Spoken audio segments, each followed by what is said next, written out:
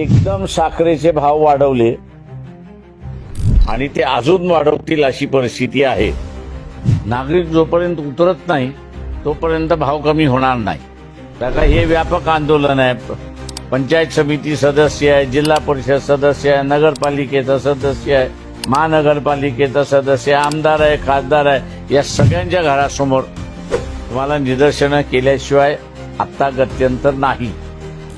काही आंदोलनं राजकीय पक्षांनी केले की त्याच्यातला असणारा परिणाम होतो, पण मी जसं म्हणालो त्यावेळी डेमोक्रेसी असली पाहिजे। इथं डेमोक्रेसी संपलेली आहे, हुकुमशाही सुरुवात झालेली आहे आणि हुकुमशाही कोणाला घाबरतो तर जनतेला घाबरतो। जंतर मंतरवरनं दिसलेलं आहे, लोकांनी उतरावं, यांच्या घरासमोर निदर्शनं करावी, तिरंगा घेऊन यांच्या घरासमोर निदर्शनं करावी।